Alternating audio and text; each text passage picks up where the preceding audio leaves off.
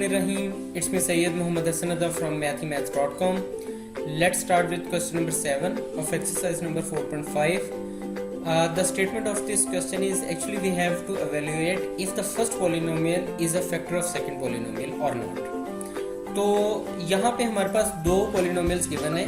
एक है हमारे पास ओमेगा प्लस 2 और दूसरी है 2 omega cube plus omega square minus 4 omega plus 4. हम ये जो सेकंड वाला पोलिनोमियल है इसको हम एफ ऑफ ओमेगा के बराबर सबसे पहले तो सपोज कर लेते हैं. फिर यहाँ से हम ओमेगा की वैल्यू को कैलकुलेट करते हैं. ये ओमेगा प्लस 2 है. ओमेगा प्लस 2 को 0 के इक्वल पुट किया. यहाँ से ओमेगा की वैल्यू आ गई माइनस 2. अब ये ओमेगा की वैल्यू माइनस 2 हम इस एफ ऑफ ओमेगा में पुट कर देते हैं. तो ये आ जाएगा F of minus 2 is equal to 2 into minus 2 cube plus minus 2 square minus 4 into minus 2 plus 4. यहाँ पे तो ये माइनस 2 का क्यूब माइनस 8 आ जाएगा. माइनस 2 का स्क्वायर प्लस 4 आ जाएगा.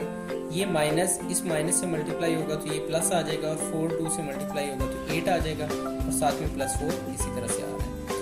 अब ये 2 into minus 8 minus 16 plus 4 plus 8 plus 4 और ये आप देखें ये प्लस 16 बन रहा है, ये माइनस 16.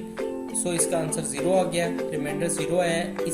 ये रिमाइंडर का 0 आना इस चीज़ को डिटरमिन करता है कि first polynomial is a factor of second polynomial. इसके साथ ही क्वेश्चन नंबर 7 कंप्लीट हो गया है. अगर आपके इसमें कोई कन्फ्यूजन है तो आप हमसे कॉन्टेक्ट करें. हमारा यूट्यूब का चैनल अवेलेबल है, आप उसे सब्सक्राइब करें ताकि हमारी लेटेस्ट वीडियोज़ और अपडेट्स आपको मिलती रहें. Thanks for watching mathemaths.com.